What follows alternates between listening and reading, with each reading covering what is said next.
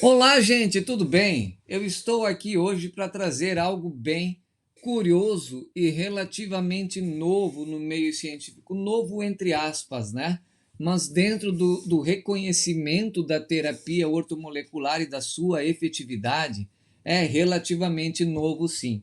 Para falar com você sobre a membrana plasmática. Qual é a importância dela e qual é a importância de cuidarmos dela para que possamos ter uma saúde plena, sermos mais saudáveis e fazer com que a célula funcione melhor. Então, é sobre isso a nossa conversa de hoje. E para tal, vamos relembrar um pouquinho o que é a membrana plasmática.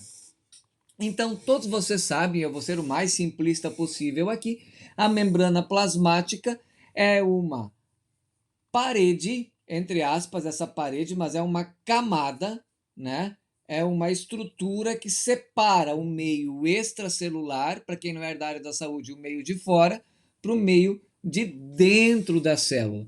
E essa separação, ela se dá por uma dupla camada de fosfolipídios, né? Então, a membrana plasmática é uma dupla camada de fosfolipídio que contém colesterol, LDL, e inúmeras proteínas. E essas proteínas, né, junto com os canais e com os receptores, é que vão determinar a permeabilidade da membrana. Sim, porque todos sabem que a célula é o nosso motor do corpo humano, né? E para a célula poder funcionar, ela precisa de combustível. Então, explicando para quem é leigo, essa membrana aqui é que vai fazer a seleção do que entra, do que sai e daquilo que não entra na célula de maneira nenhuma. Inclusive, ela vai funcionar para os medicamentos também, tá? Então, pessoal, essa dupla camada aqui, ela é constituída de fosfolipídios, como eu falei para vocês. Ela vai ter canais e também vão ter receptores, os receptores de membrana, né? Então, para que servem esses receptores? Os receptores eles vão servir para determinar que uma substância qualquer, né, entre para dentro dessa célula e com isso gere o seu efeito, venha gerir o seu trabalho. E aí, como exemplo, a gente pode trazer aqui os receptores de insulina, os receptores de tirosina quinase. O que acontece aí? A insulina, ela vai fazer o quê? A função da insulina, enquanto estrutura hormonal, né, é vir aqui se acoplar aos receptores de tirosina quinase. Esses receptores de tirosina quinase vão sofrer uma série de ligações aqui, eles vão se abrir para quê? Para a glicose poder entrar, né? E a glicose lá então servir como energia para a célula, né? E lá na mitocôndria fazer o seu trabalho lá dentro, né? Assim vão acontecer com outros receptores também de outros lugares. Eu poderia aqui trazer para vocês os receptores andrógenos, como por exemplo os receptores de insulina, né? De testosterona. Eles também vão fazer a mesma coisa aqui. Porém, pessoal, porém, esses receptores, ou os canais, ou a própria membrana, ela só vai conseguir com que essas substâncias que precisam permear aqui permeiem de forma adequada se ela estiver saudável. Se a membrana não estiver saudável, esses receptores aqui simplesmente não vão conseguir funcionar. Não vão conseguir funcionar. Para mim poder explicar para vocês o que é uma membrana saudável, eu trouxe aqui essa imagem para vocês. A membrana, ela é uma estrutura maleável e uma estrutura que funciona como se fossem ondas, pequenas marolas, né? Pequenas marolas. Para que isso? para justamente conseguir ser permeável e fazer com que a sua função aconteça de forma adequada, certo?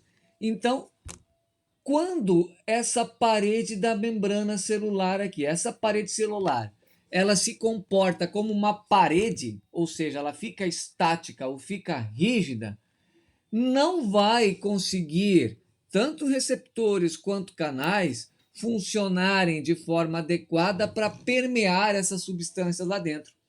Então, quanto mais rígida for essa membrana, pior. Ela precisa ser maleável e trabalhar com ondulações. Detalhe, pessoal, né? Essa fluidez que acontece por conta das ondulações, elas são fundamentais para a velocidade de entrada dessas substâncias. Quanto mais fluida for e quanto mais ondulações, quanto mais funcional tiver a mitocôndria, mais rápido vai entrar o produto lá dentro. Quanto mais rígida, o contrário, mais lento fica essa possibilidade. Por isso que às vezes, né, as pessoas começam a desenvolver um estado de pré-diabetes. Por quê? Porque embora você tenha insulina suficiente, né, você não vai ter a função aqui adequada. Logo, essa insulina não vai conseguir se acoplar nos receptores de tirosina quinase, não se acoplando nos receptores de tirosina quinase, não entra glicose para dentro da célula. A mesma coisa lá nos receptores de andrógenos. Se você tem uma quantidade adequada de hormônio, porém as suas células elas não estão funcionais por conta dessa ausência de fluidez, dessa rigidez, de nada vai adiantar. O hormônio vai lá, vai bater e o receptor não vai abrir, ou ele não vai acertar o receptor, digamos assim, como deveria. E aí você tem uma insuficiência dessa função. Um local onde a gente consegue perceber bem isso são nas células do sistema imune. As células do sistema imune, para poder funcionar de maneira adequada, elas têm que ser bem fluídas. Bem fluídas, porque se elas forem mais rígidas, né, todos os aspectos relacionados à sua imunidade vai ficar comprometido. Por isso que tem pessoas que às vezes têm níveis de vitamina, tem o sistema hormonal, todo ele, né, tem o sistema imune, todo ele dentro de um padrão adequado, mas a funcionalidade não está adequada. Logo, essa pessoa vai ficar doente, da mesma com mais frequência, vai ficar mais suscetível à virose e assim por diante, tá?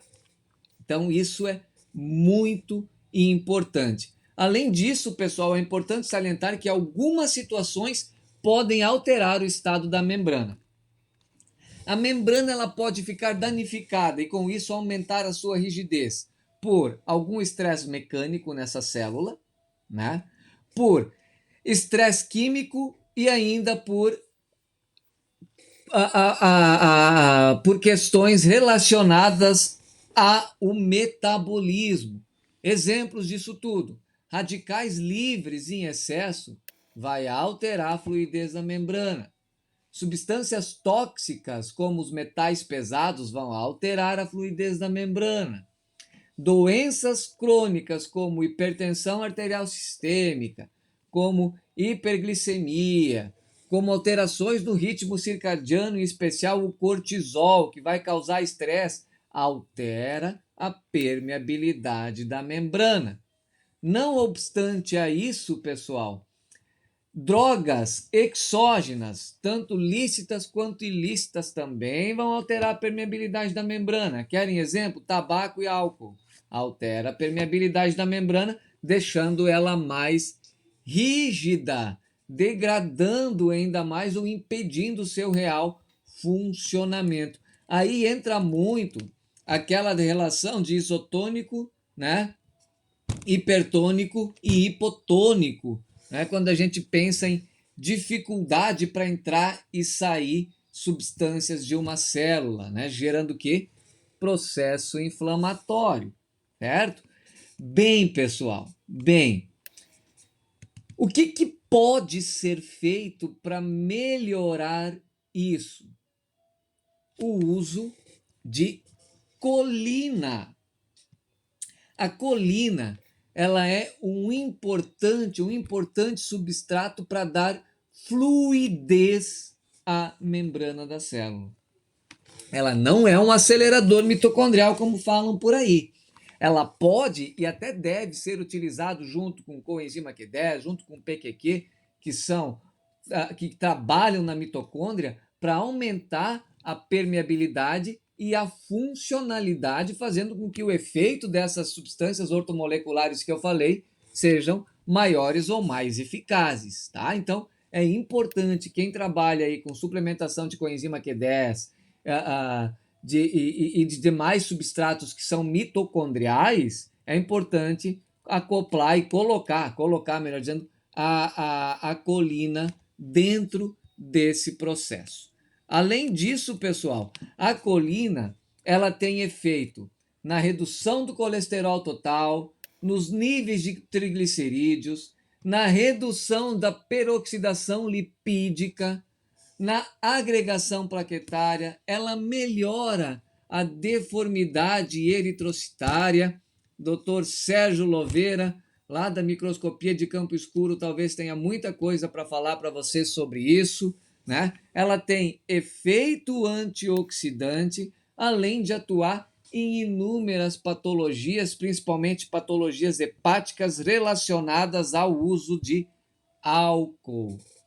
Então, percebam, pessoal, a colina é um substrato ortomolecular extremamente importante para a saúde celular, para a saúde da membrana celular.